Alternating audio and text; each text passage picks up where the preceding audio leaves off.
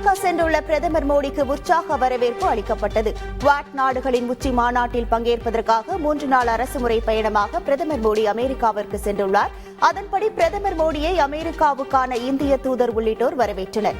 இதனைத் தொடர்ந்து மாநாடு நடைபெறும் 5 நட்சத்திர விடுதிக்கு சென்ற மோடியை அமெரிக்க வாழ் இந்தியர்கள் மற்றும் குழந்தைகள் உற்சாகமாக வரவேற்றனர். குறிப்பாக டிஜிட்டல் இந்தியா, சந்திரயான் உள்ளிட்ட ஓவியங்களை மோடியிடம் காண்பித்து மகிழ்ந்தனர்.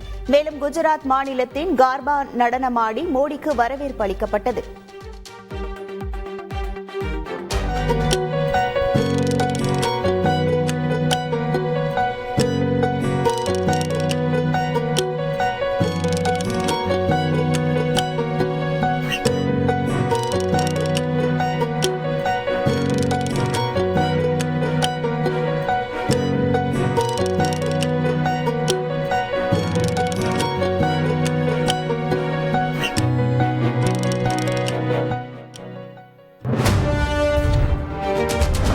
அமெரிக்கா சென்றுள்ள பிரதமர் மோடி அந்நாட்டு அதிபர் ஜோ பைடனை சந்தித்து பேசினார். பைடனின் இல்லத்திற்கு சென்ற பிரதமர் மோடியை அதிபர் ஜோ பைடன் வாசலில் வந்து வரவேற்றார். இரு நாடுகளின் தலைவர்களும் ஒருவரை ஒருவர் கட்டித் தழுவி மகிழ்ச்சியை பரிமாறிக்கொண்ட நிலையில் பிரதமர் மோடியின் கையை பிடித்து தனது இல்லத்திற்குள் அழைத்து சென்றார் ஜோ பைடன். இந்த சந்திப்பு குறித்து கருத்து தெரிவித்துள்ள அமெரிக்க அதிபர் ஜோ பைடன், இந்தியாவுடனான அமெரிக்காவின் கூட்டாண்மை வரலாற்றில் முன் எப்போதும் இல்லாததை விட நெருக்கமானது என கூறியுள்ளார். திருப்பதி ஏழுமலையான் கோவில் லட்டுகளில் விலங்குகளின் கொழுப்புகள் சேர்க்கப்பட்டதால் ஏற்பட்டுள்ள தோஷத்தை போக்க சிறப்பு பூஜை நடத்த கோவில் நிர்வாகம் முடிவு செய்துள்ளது. விலங்கு கொழுப்பு கலந்த நெய்யில் லட்டு தயாரித்ததால் கோவிலுக்கு தோஷம் ஏற்பட்டதாக அர்ச்சகர்கள் குற்றம் சாட்டியிருந்தனர். இதனைத் தொடர்ந்து கோவில் தோஷத்தை போக்க சம்ரோஷனம் எனப்படும் குடமுழுக்கு நடத்தி கோவிலை தூய்மைப்படுத்த கோவில் நிர்வாகம் முடிவு செய்துள்ளதாக கூறப்படுகிறது. இதனால் திருப்பதி ஏழுமலையான் கோவிலில் விரைவில் குடமுழுக்கு நடைபெறும் என்று எதிர்பார்க்கப்படுகிறது.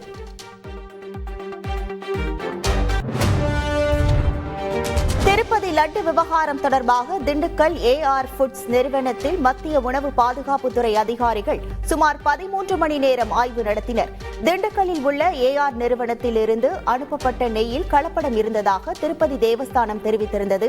இதனைத் தொடர்ந்து தமிழக அரசு மாசு கட்டுப்பாட்டு வாரியத்தின் உதவி செயற்பொறியாளர் இந்த நிறுவனத்தின் கழிவு நீரை ஆய்விற்காக எடுத்து சென்றிருந்தார். இந்த நிலையில் நேற்றைய தினம் மத்திய உணவு பாதுகாப்புத்துறை அதிகாரிகள் ஏஆர் நிறுவனத்தில் ஆய்வு மேற்கொண்டனர். 13 மணி நேரம் நடந்த ஆய்வின் முடிவில் மாதிரிகள் எடுத்து செல்லப்பட்டுள்ளன.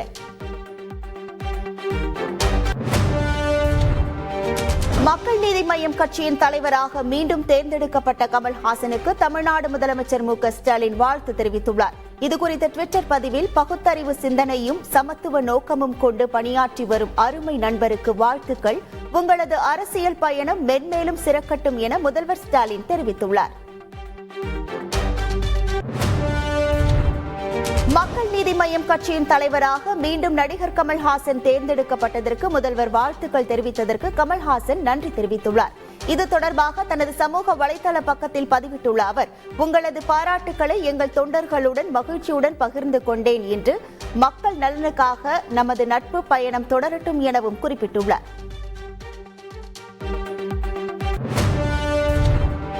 அதிமுக இணைப்பு என்ற பேச்சுக்கே இடமில்லை என அக்கட்சி பொதுச் செயலாளர் எடப்பாடி பழனிசாமி தெரிவித்துள்ளார். சென்னை மதுரவாயலில் அதிமுக சார்பில் அண்ணா பிறந்தநாள் விழா பொதுக்கூட்டம் நடைபெற்றது. இதில் உரையாற்றிய எடப்பாடி பழனிசாமி, தனக்கு எதிராக அதிமுகவில் யாரும் இல்லை என கூறினார். குறிப்பாக அதிமுகவில் இருந்து நீக்கப்பட்டவர்கள் ஒருவரை கூட மீண்டும் கட்சியில் இணைப்பது என்ற பேச்சுக்கே இடமில்லை எனவும் தெரிவித்தார். மறுக்கப்பட்ட கல்வியை உரிமையை வழங்கவே சாதி சான்றிதழ் கேட்கப்படுகிறது என திமுக எம்பி கனிமொழி பேசியுள்ளார். திருச்சியில் நடைபெற்ற விழா ஒன்றில் பேசிய அவர், பள்ளிகளில் சாதி சான்றிதழ் கேட்பது மறுக்கப்படும் உரிமையை கொடுப்பதற்கே எனவும் கூறினார். முன்னாள் முதலமைச்சர் கருணாநிதி குடும்பத்தின் பிள்ளையாகவோ அல்லது பேரனாகவோ பிறந்திருக்க வேண்டும் என அதிமுக முன்னாள் அமைச்சர் செல்லூர் ராஜு தெரிவித்துள்ளார். வருங்கால சந்ததியினரை வாழ வைக்கும் ஒரே இயக்கம் அதிமுக என்றும், மறைந்த முதலமைச்சர் ஜெயலலிதா தனது குடும்பத்தினருக்கு பதவி வழங்கவில்லை என்றும் அவர் குறிப்பிட்டுள்ளார். மறைமுக சமூக தணிக்கையை திணிக்கும் விதிகள் செல்லாது என மும்பை உயர்நீதிமன்றம் தீர்ப்பளித்துள்ளதை சுட்டிக்காட்டி தமிழக அரசின் உண்மை சரிபார்க்கும் அழகை தாமாக முன்வந்து அரசு கலைக்க வேண்டும் என பாமக தலைவர் அன்புமணி ராமதாஸ் வலியுறுத்தியுள்ளார். அதன் மூலம் தமிழ்நாட்டில் கருத்துரிமையை பாதுகாக்க வேண்டும் என கேட்டுக் கொண்டுள்ளார். மதுவிலக்கு கோரிக்கை என்பது ஒரு நாடகம் எனவும் திருமாவளவன் மதுவிலக்கை வைத்து அரசியல் செய்யக்கூடாது எனவும் மத்திய அமைச்சர் எல் முருகன் தெரிவித்துள்ளார். தென்காசி மாவட்டம் சங்கரன் கோவிலில் பாஜக உறுப்பினர் சேர்க்கையை தொடங்கி வைத்த பின்னர் செய்தியாளர்களை சந்தித்த அவர், ஸ்டாலின் அமெரிக்கா சென்று வந்ததில் எதிர்பார்த்த முதலீடுகள் வரவில்லை என்பதால் அதை திசை திருப்பவே முதல்வர் ஸ்டாலினும் திருமாவளவனும் போடுகிற மிகப்பெரிய நாடகம்தான் மதுவிலக்கு எனவும் அமைச்சரவையை கூட்டி ஒரு கையெழுத்து போட்டாலே மதுவிலக்கு அமலுக்கு வந்துவிடும் எனவும் அவர் தெரிவித்தார்.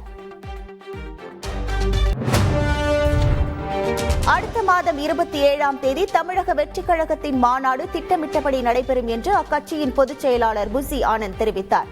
மாவட்ட கூடுதல் காவல்துறை கண்காணிப்பாளர் திருமலை சந்தித்து மாநாடு தேதி மாற்றப்பட்டுள்ள விவரத்தை எடுத்துக் கூறி அதற்காக அனுமதி மற்றும் பாதுகாப்பு கேட்டு மனு ஒன்றை புசி ஆனந்த் கொடுத்தார். பின்னர் செய்தியாளர்களிடம் பேசிய புசி ஆனந்த், திட்டமிட்டபடி அக்டோபர் 27ஆம் தேதி மாநாடு நிச்சயம் நடைபெறும் என்றார். காவல்துறை நிபந்தனைகளுக்கு உட்பட்டு மாநாடு நடத்துவதாக தமிழக வெற்றிக் கழகத்தின் விழுப்புரம் மாவட்ட காவல்துறை அலுவலகத்தில் 9 பக்க அறிக்கையை சமர்ப்பித்துள்ளனர். அதில் மாநாட்டிற்கு தென் மாவட்டங்களை சேர்ந்தவர்கள் மாலை 4 மணிக்குள் மாநாட்டு திடலை வந்தடைய வேண்டும் என்று அறிவுறுத்தப்பட்டுள்ளது. காவல்துறை பாதுகாப்பு முன்னேற்பாடுகளை மேற்கொள்ள முழு ஒத்துழைப்பு கொடுக்கப்படும் எனவும் தொண்டர்களை அழைத்து வரும் மாவட்ட பிரதிநிதிகள் நபர்களின் எண்ணிக்கை 2 நாட்களுக்கு முன்னதாகவே தெரிவிக்கப்படும் என்றும் குறிப்பிட்டுள்ளது. கோவையில் தாவேக சார்பில் பல்வேறு இடங்களில் போஸ்டர்கள் ஒட்டப்பட்டு வருகிறது. அந்த போஸ்டர்களில் விதியை மாற்றுவோம் விக்கிரவாண்டியில் என குறிப்பிடப்பட்டுள்ளது. தமிழக வெற்றிக் கழகத்தின் முதல் மாநில மாநாடு வருகின்ற அக்டோபர் மாதம் 27ஆம் தேதி அறிவிக்கப்பட்டதை தொடர்ந்து தாவேகாவினர் இவ்வாறு போஸ்டர் ஒட்டி வருகின்றனர்.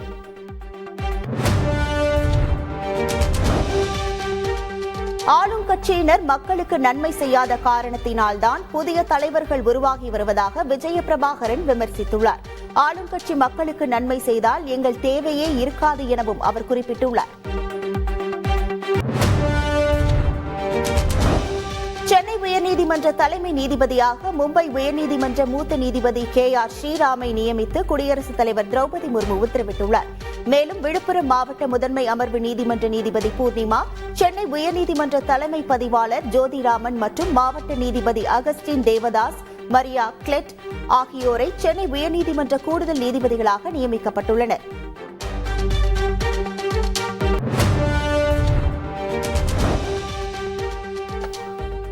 ஆம்ஸ்ட்ராங் கொலை வழக்கில் முக்கிய ரவுடியான புதூர் அப்புவை தனிப்படை போலீசார் டெல்லியில் கைது செய்துள்ளனர். இந்த வழக்கில் நாட்டு வெடிகுண்டுகளை சப்ளை செய்த ரவுடி புதூர் அப்புவை தனிப்படை போலீசார் தீவிரமாக தேடி வந்த நிலையில் டெல்லியில் வைத்து கைது செய்துள்ளனர். விசாரணையில் ஆம்ஸ்ட்ராங்கை கொல்ல நாட்டு வெடிகுண்டுகள் கேட்டு வழக்கறிஞர் அருள் நாடியதாகவும் ஆந்திராவிலிருந்து மருந்துகளை வாங்கி நாட்டு வெடிகுண்டை செய்து கொடுத்ததாகவும் புதூர் அப்பு வாக்குமூலம் அளித்துள்ளார். சம்பவத்தின் போது ஆம்ஸ்ட்ராங் துப்பாக்கியை எடுத்திருந்தால் நாட்டு வெடிகுண்டுகளை வீசி கொலை செய்ய திட்டமிட்டுள்ளதாகவும் வாக்குமூலம் அளித்துள்ளார். கெஜ்ரிவால் பதவி விலகியதை தொடர்ந்து டெல்லி முதல்வராக தேர்வு செய்யப்பட்ட அதிஷி முதல்வராக பதவியேற்றுக் கொண்டார். டெல்லி ஆளுநர் மாளிகையில் நடைபெற்ற விழாவில் துணைநிலை ஆளுநர் VK சக்சேனா அதிஷிக்கு பதவி பிரமாணமும் ரகசிய காப்பு பிரமாணமும் செய்து வைத்தார். அவரைத் தொடர்ந்து ஏற்கனவே அமைச்சர்களாக இருந்த சௌரப் பரத்வாஜ், கோபால் ராய், கைலாஷ் கெலாட், இம்ரான் ஹுசைன் உள்ளிட்டோர் அமைச்சர்களாக மீண்டும் பதவியேற்றுக் கொண்டனர். பதவியேற்பு விழாவில் கெஜ்ரிவால், ஆம் ஆத்மி MLAக்கள் கலந்து கொண்டனர். அரவிந்த் கெஜ்ரிவாலை மீண்டும் முதல்வராக்குவதே அனைவருடைய ஒரே பணி என்று டெல்லி முதல்வராக பதவியேற்ற அதிஷி தெரிவித்தார். முதல்வராக பதவியேற்றதும் செய்தியாளர்களிடம் பேசிய அவர், கெஜ்ரிவால் தற்போது சிறையை விட்டு வெளியே வந்துவிட்டதாகவும் பாஜகவின் எந்த ஒரு சதியும் வெற்றி பெற அனுமதிக்க மாட்டோம் என்றும் தெரிவித்தார். அமெரிக்க அதிபர் தேர்தலில் போட்டியிடும் கமலா ஹாரிஸ் மீண்டும் டிரம்புடன் விவாதம் நடத்த சம்மதம் தெரிவித்துள்ளார். கடந்த 10ஆம் தேதி கமலா ஹாரிஸ் மற்றும் டிரம்ப் இடையே அனல் பறக்கும் விவாதம் நடைபெற்றது. அப்போது அமெரிக்க பொருளாதாரம், கருக்கலைப்பு சட்டம், ரஷ்யா உக்ரைன் போர், காசா இஸ்ரேல் போர் உள்ளிட்ட பல்வேறு விஷயங்கள் குறித்து இருவரும் விவாதித்து கருத்து மோதலில் ஈடுபட்டனர். இந்த நிலையில் CNN தொலைக்காட்சி விடுத்த அழைப்பை ஏற்று அக்டோபர் 23ஆம் தேதி கமலா ஹாரிஸ் மீண்டும் டொனால்டு டிரம்புடன் விவாதம் நடத்த சம்மதம் தெரிவித்துள்ளார்.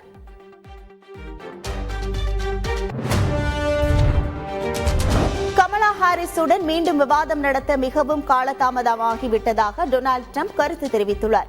அமெரிக்காவின் வாடகரோலினா மாகாணம் வில்மிங்டன் நகரில் நடைபெற்ற பிரச்சார கூட்டத்தில் பேசிய டிரம்ப் அதிபர் தேர்தலுக்கான வாக்குப்பதிவு ஏற்கனவே தொடங்கிவிட்டதாக குறிப்பிட்டார். சென்னை சேப்பாக்கம் மைதானத்தில் நடைபெற்று வரும் டெஸ்ட் போட்டியின் 4வது நாள் டிக்கெட் விற்பனை குறித்து தமிழ்நாடு கிரிக்கெட் சங்கம் புதிய அறிவிப்பை வெளியிட்டுள்ளது. அதன்படி 4ஆம் நாள் ஆட்டத்திற்கான டிக்கெட்களை ஆன்லைனில் மட்டுமே பெற்றுக் கொள்ளலாம் என அறிவிப்பு வெளியாகியுள்ளது. டிக்கெட்களின் விலை 200, 400 மற்றும் 1000 ரூபாய் என 3 வகைகளாக நிர்ணயிக்கப்பட்டுள்ளது. டிக்கெட்களை பேடிஎம் இன்சைடர் இணையதளத்தில் முன்பதிவு செய்து கொள்ளலாம் என்றும் அறிவிக்கப்பட்டுள்ளது. தன்னலம் சவிதா மருத்துவக் கல்லூரியில் பாலமுருகன் அடிமை சாமிகள் சிலையை திறந்து வைத்த மத்திய அமைச்சர் நிர்மலா சீதாராமன் மனமுருகி வழிபட்டார். மாணவர்கள், பெண்கள் மன அழுத்தத்தை போக்க கல்வி நிறுவனங்கள் நடவடிக்கை எடுக்க வேண்டும், ஆன்மீக மற்றும் தெய்வீகத்தை சொல்லித் தந்து மன அழுத்தத்தை குறைக்க வேண்டும் என்றார். தமிழக ஆதீனங்களின் ஒத்துழைப்புடன் நாடாளுமன்றத்தில் பிரதமர் மோடி செங்கோலை நிறுவியதாக குறிப்பிட்ட அவர், நாடாளுமன்றத்தில் செங்கோலை காணும் போதெல்லாம் ஒரு தமிழராக தான் பூரிப்படைவதாக நெகிழ்ச்சி தெரிவித்தார்.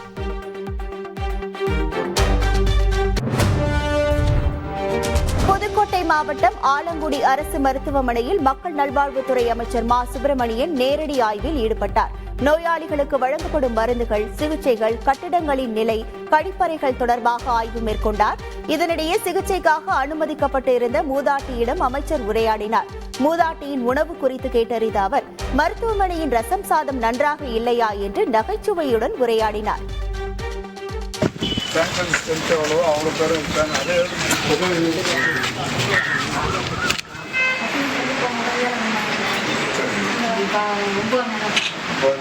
என்ன சாப்பிட்டீங்க?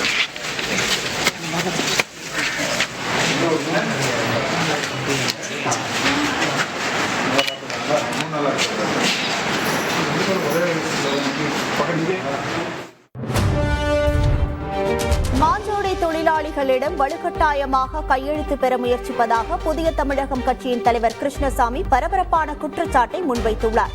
மாஞ்சோலை மக்களின் அடிப்படை வசதிகள் ஒவ்வொன்றாக நிறுத்தப்படுவதாக தெரிவித்த அவர், மாஞ்சோலை மக்கள் கடுமையான சோதனைக்கு உட்படுத்துவதாகவும் தெரிவித்தார். கிராமத்திற்கு செல்லும் குடிநீர், பேருந்து உள்ளிட்டவற்றை நிறுத்தியுள்ளதாகவும் அவர் குற்றம் சாட்டினார்.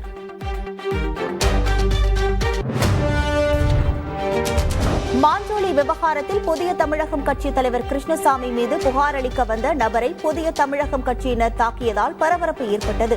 மனித உரிமை ஆணைய முகாம் அலுவலகத்திற்கு சென்ற முன்னாள் அரசு அதிகாரி தயாளன் கிருஷ்ணசாமி குறித்து பல்வேறு கருத்துக்களை பொதுவெளியில் தெரிவித்தார். அப்போது அங்கு இருந்த புதிய தமிழகம் கட்சி நிர்வாகிகள் தயாளனை கடுமையாக தாக்கினர். அங்கு பாதுகாப்புக்கு இருந்த போலீசார் அவர்களை தடுத்து நிறுத்தினர்.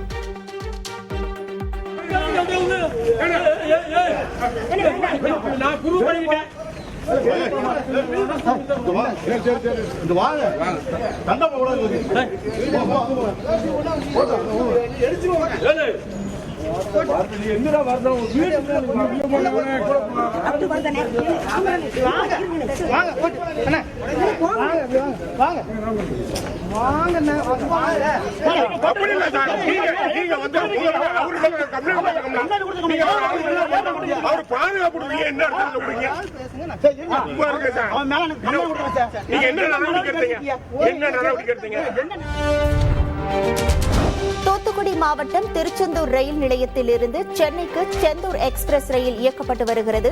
இந்த ரயில் இரவு 8:25 மணிக்கு திருச்செந்தூர் ரயில் நிலையத்திலிருந்து புறப்பட்டு மறுநாள் காலை சென்னை சென்றடையும்.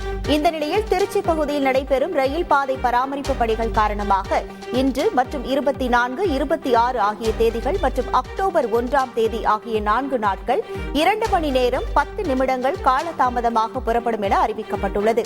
அதன்படி இரவு 8:25 மணிக்கு பதிலாக இரவு 10:35 மணிக்கு ரயில் புறப்படும் என தென்னக ரயில்வே அறிவித்துள்ளது.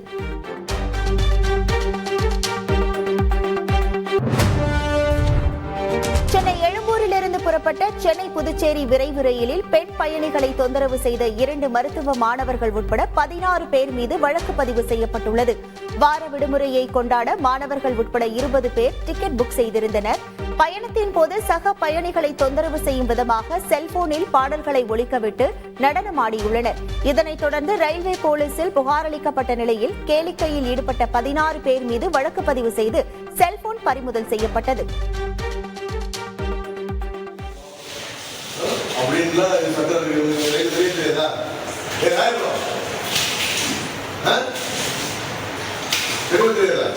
சரி, உங்க அக்கா தங்கச்சிக்கு ட்ரெயினில் கவர் பண்ணுறாங்க சொன்னேன். இவ்வளோ நாளே போவாங்களா? வேற ஒரு பேசஞ்சருக்கு டிஸ்டர்பன்ஸ் வரக்கூடாது, நம்மளால பார்க்கும்போது ப்ராப்ளம் வரக்கூடாது. அதை நினச்சிட்டு தான் ட்ராவல் பண்ணுவோம். நீங்கள் என்ன பண்ணுறீங்க? அதை தண்ணி வச்சிருக்கீங்க, ஓவராக வந்து சவுண்டு வச்சு சாங் பொன்னேரியில் உள்ள SS ஹைதராபாத் பிரியாணி உணவகத்திற்கு உணவு பாதுகாப்புத்துறை அதிகாரிகள் சீல் வைத்தனர். அண்மையில் இந்த உணவகத்தில் உணவு உட்கொண்ட 10க்கும் மேற்பட்டோருக்கு உடல்நலக்குறைவு ஏற்பட்டதாக புகார் எழுந்ததால் உணவு பாதுகாப்புத்துறையினர் சோதனை மேற்கொண்டனர். அப்போது கெட்டுப்போன பிரியாணி, சிக்கன் உள்ளிட்டவை கண்டுபிடிக்கப்பட்டு அழிக்கப்பட்டது. இதனைத் தொடர்ந்து உணவகத்தை பூட்டி அதிகாரிகள் சீல் வைத்தனர்.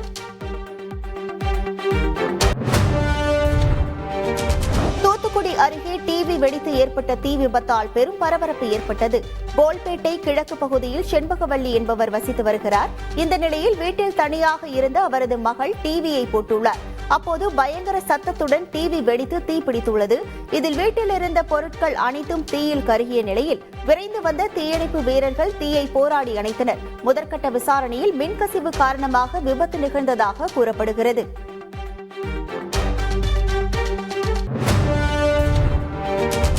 சென்னை சேத்துப்பட்டு பகுதியில் அரசு மேல்நிலைப் பள்ளி ஒன்று இயங்கி வருகிறது. இங்கு கல்வி பயின்று வரும் 2 மாணவர்கள் நமச்சிவாயபுரம் பள்ளம் பகுதியை தாண்டி சென்றபோது ரவுடி கார்த்திக் எனும் எலி கார்த்திக் மாணவர்களை தாக்கியுள்ளார். இதில் மாணவர்கள் பலத்த காயமடைந்தனர். இந்த நிலையில் மாணவர்களின் பெற்றோர்கள் ரவுடி எலி கார்த்திக்கை பிடித்து காவல்துறையில் ஒப்படைத்தனர்.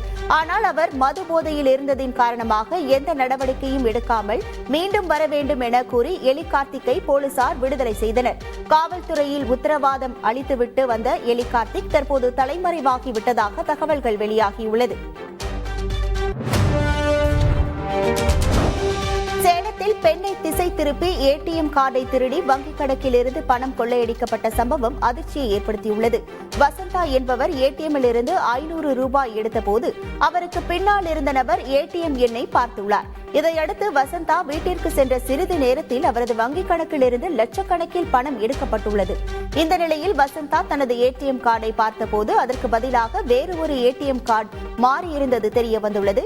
இந்த சம்பவம் குறித்து போலீசார் வழக்கு பதிவு செய்து விசாரணை மேற்கொண்டு வருகின்றனர்.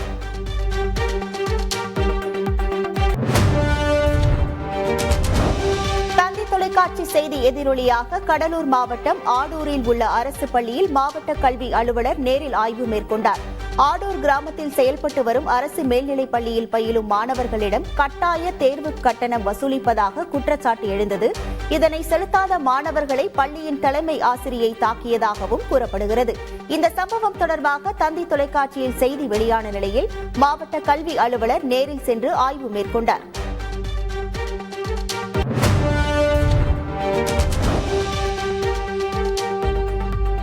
கள்ளக்குறிச்சி மாவட்டம் கல்வராயன் மலையில் உள்ள சேத்தூர் பகுதியில் கள்ளச்சாராயம் புழக்கத்தில் இருப்பதாக மாவட்ட போலீஸ் சூப்பரிடென்ட் ரஜத் சதுர்வேதிக்கு ரகசிய தகவல் கிடைத்தது. அதன் பேரில் நடத்தப்பட்ட சோதனையில் தங்கவேல் என்பவர் வீட்டின் பின்புறத்தில் விற்பனை செய்வதற்காக பதுக்கி வைத்திருந்த 15 லிட்டர் சாராயம் பறிமுதல் செய்யப்பட்டது. மேலும் அவரது வீட்டிலிருந்து ஒரு நாட்டு துப்பாக்கியையும் போலீசார் பறிமுதல் செய்தனர்.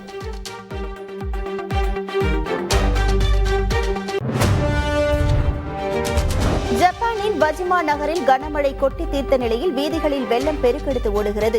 சேரும் சகதியுமாக வெள்ளத்தில் வாகனங்கள் சிக்கி தவிக்கின்றன. வஜிமா, சுசு மற்றும் நோட்டோ நகரங்களில் வெள்ளம் மற்றும் நிலச்சரிவு எச்சரிக்கை விடுக்கப்பட்டுள்ளது.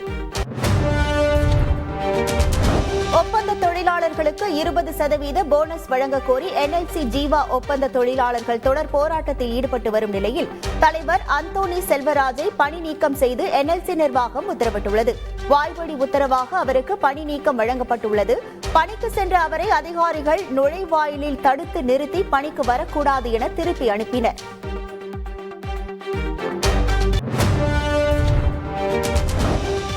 காரைக்காலில் கடற்கரை தூய்மை தினத்தை முன்னிட்டு தூய்மை பணியாளர்களுக்கு மாவட்ட ஆட்சியர் மணிகண்டன் மதிய விருந்து ஏற்பாடு செய்தார். அவர்களது குறைகளை கேட்ட ஆட்சியர் அதிகாரிகளுடன் தொடர்பு கொண்டு சம்பளம் பாக்கியை வழங்க நடவடிக்கை எடுத்தார். பின்னர் தலைவாழை இலை போட்டு வடை பாயாசத்துடன் 6 வகையான உணவை அவரே பரிமாறினார். உடன் வந்த அதிகாரிகளையும் உணவு பரிமாற உத்தரவிட்டார். பின்னர் தூய்மை பணியாளர்களுடன் அமர்ந்து மாவட்ட ஆட்சியரும் சாப்பிட்டார்.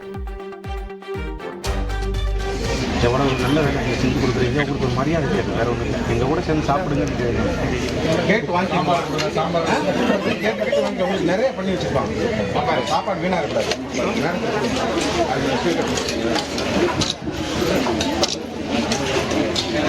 யாரும் நாங்கள் சாப்பிட்றீங்கன்னா நீங்கள் என்ன எடுத்துகிட்டு வந்துருக்கீங்க உங்கள் வீட்டில் நைட்டு சமைச்சதை? திருச்செந்தூரில் கடற்கரை மணலில் சிக்கிய சொகுசு பேருந்து நீண்ட போராட்டத்திற்கு பிறகு மீட்கப்பட்டது. அந்த பகுதியில் நின்று கொண்டிருந்த சக ஓட்டுநர்கள், ஐயப்ப பக்தர்கள், அருகே உள்ள அமளி நகர் மீனவ கிராமத்தை சேர்ந்த மீனவர்கள் என ஏராளமானோர் மணலை அப்புறப்படுத்தி நீண்ட நேரம் போராடி சொகுசு பேருந்தை மீட்டு வெளியே கொண்டு வந்தனர்.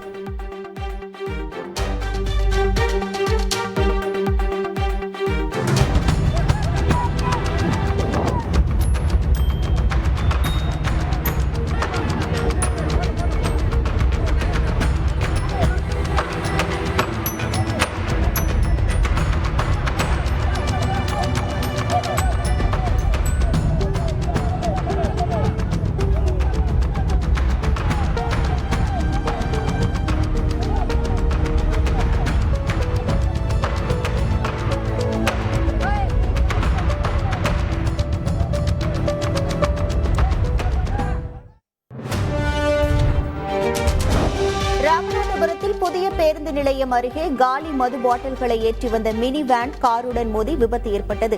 இந்த விபத்தில் சாலை முழுவதும் கண்ணாடி துண்டுகள் சிந்தி சிதறின. உடனடியாக துடைப்பம் கொண்டு கண்ணாடி துண்டுகளை போக்குவரத்து போலீஸ்காரர் அப்புறப்படுத்தினார்.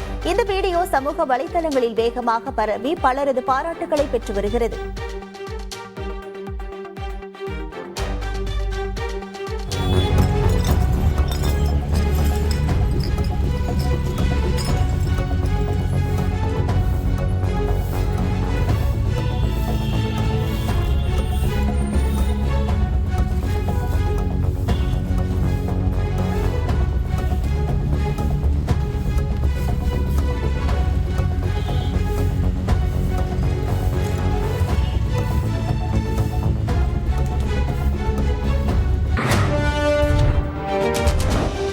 மாவட்டம் வாணியம்பாடி அடுத்த கொத்தக்கோட்டை பகுதியைச் சேர்ந்த 13 வயது சிறுமியை சின்னக்கண்ணு என்ற முதியவர் பாலியல் வன்கொடுமை செய்துள்ளார். பின்னர் இதுகுறித்து சிறுமி தனது பெற்றோரிடம் தெரிவித்த நிலையில் சிறுமியை அவரது பெற்றோர் மருத்துவமனைக்கு சிகிச்சைக்காக கொண்டு சென்றனர். சிறுமியின் பெற்றோர் அளித்த புகாரின் பேரில் முதியவர் சின்னக்கண்ணு மீது போலீசார் வழக்கு பதிவு செய்து கைது செய்தனர்.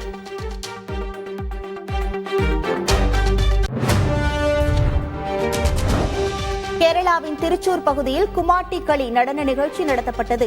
பூதகணங்களின் உருவம் பொருத்திய முகமூடியுடன் மருத்துவ குணம் கொண்ட கும்மாட்டி புள்ளை அணிந்து கலைஞர்கள் செண்டை மேளம், நாதஸ்வரம், பேண்ட் வாத்திய இசைக்கு ஏற்றபடி வீதிகளில் நடனமாடி உலா வந்தனர்.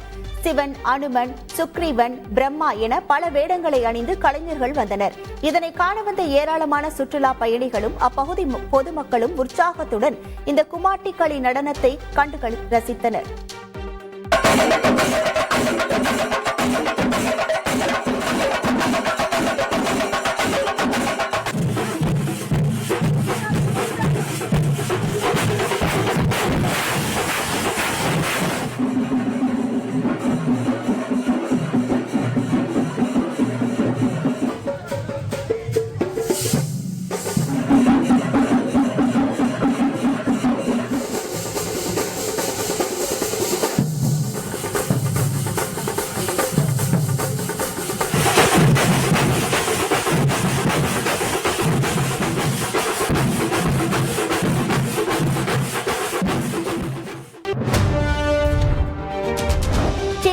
ஷாங்காயில் உள்ள கிக்பு மாவட்டத்தில் சூறாவளி சுழன்றடித்த பரபரப்பு காட்சிகள் வெளியாகியுள்ளன. குப்பைகளையும் மணலையும் அள்ளிக்கொண்டு சூறாவளி மின்னல் வேகத்தில் நகரும் காட்சிகள் பதைப்பதைக்க வைக்கின்றன. நல்வாய்ப்பாக இந்த சூறைக்காற்றால் உயிர் சேதம் ஏதும் நிகழவில்லை. தமிழ்நாட்டில் கடந்த 10 மாதங்களில் சுமார் 208.86 டன் புகையிலை பொருட்கள் பறிமுதல் செய்யப்பட்டுள்ளதாக தமிழக காவல்துறை தெரிவித்துள்ளது. இது தொடர்பாக 21,701 வழக்குகள் பதிவு செய்யப்பட்டுள்ளதாகவும் 10,155 கடைகள் உணவு பாதுகாப்புத்துறை அதிகாரிகளால் சீல் வைக்கப்பட்டுள்ளதாகவும் சுமார் 17 கோடி ரூபாய் அபராதம் விதிக்கப்பட்டுள்ளதாகவும் தெரிவிக்கப்பட்டுள்ளது.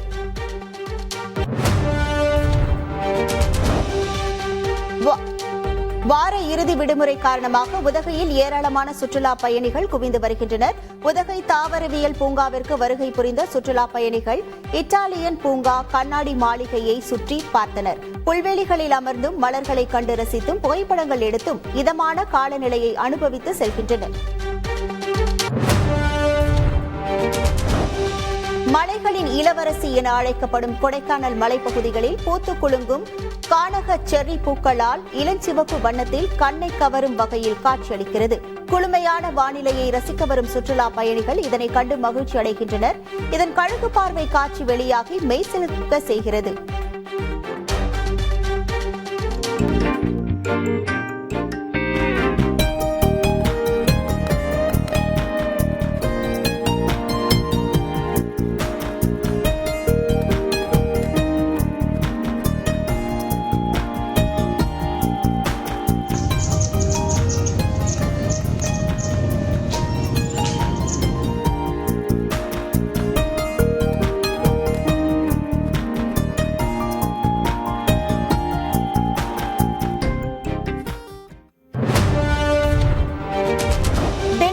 செல்ல பிராணியான பூனைக்கு வளைகாப்பு நடத்திய சம்பவம் நெகிழ்ச்சியை ஏற்படுத்தியுள்ளது. தாடிக்கொம்பு சாலையில் வசித்து வரும் கமலா சின்னசாமி தம்பதியின் மகளான லட்சுமி பிரியதர்ஷினி பூனை ஒன்றை பாசமாக வளர்த்து வருகிறார். இந்த பூனை தற்போது கருவுற்றிருக்கும் நிலையில் லட்சுமி பிரியதர்ஷினியின் விருப்பத்தின் பேரில் வளைகாப்பு நடத்தியுள்ளனர். உற்றார் உறவினர்கள் கலந்து கொண்டு பூனைக்கு புத்தாடை சூட்டி வளையல் அணிவித்து நடந்த வளைகாப்பு நிகழ்வு கவனம் பெற்றுள்ளது. திண்டுக்கல் மாவட்டம் கொடைக்கானலில் உள்ள பல்லங்கி, கோம்பை மலை கிராமங்களில் திடீரென 2 காட்டு யானைகள் முகாமிட்டன. இதனால் மக்கள் பீதியடைந்த நிலையில் தகவல் அறிந்த வனத்துறை அதிகாரிகள் சம்பவ இடத்திற்கு உடனடியாக விரைந்தனர். மக்களுடன் சேர்ந்து ஒலி எழுப்பிய வனத்துறை அதிகாரிகள் காட்டு யானைகள் அடர்ந்த வனப்பகுதிக்குள் விரட்டி சென்றனர்.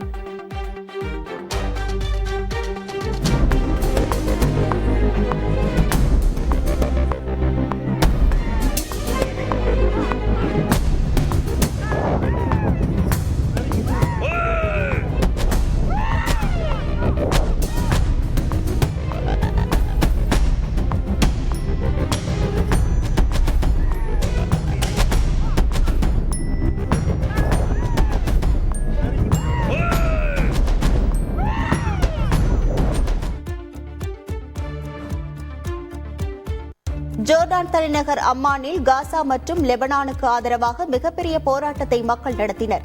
இஸ்ரேல் காசா போர் தீவிரமாகி வரும் நிலையில் காசாவுக்கு ஆதரவாக குரல் கொடுத்து வரும் ஈரான் ஆதரவு ஹிஸ்புல்லா அமைப்புக்கும் இஸ்ரேல் படைகளுக்கும் லெபனானில் கடும் சண்டை நிகழ்ந்து வருகிறது. ஹிஸ்புல்லா படை தளபதி இஸ்ரேல் வான்வழி தாக்குதலில் கொல்லப்பட்டார். மேலும் லெபனானில் வாக்கி டாக்கி, பேஜர் வெடிப்பு என இரட்டை தாக்குதல் நடத்தப்பட்டது. உயிர் பலிகள் நிகழ்ந்தன. மேலும் வான்வழி தாக்குதல்களையும் இஸ்ரேல் நடத்தி வருகிறது. இந்த சூழலில் ஜோர்டானில் போராட்டக்காரர்கள் காசா மற்றும் லெபனானுக்கு ஆதரவாக குரல் கொடுத்து மிகப்பெரிய போராட்டத்தை நடத்தினர். பள்ளிப்பாளையம் அருகே அமைச்சர் காரை நடுவழியில் நிறுத்திய கிராம மக்கள் பள்ளி ஆசிரியர்கள் குறித்து புகார் அளித்தது பரபரப்பை ஏற்படுத்தியது.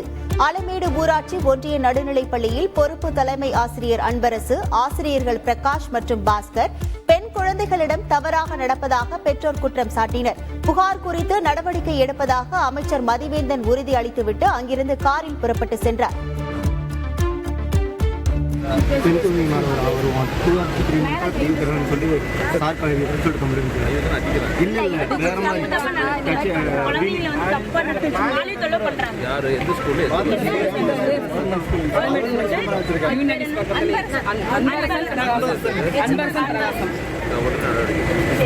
இல்ல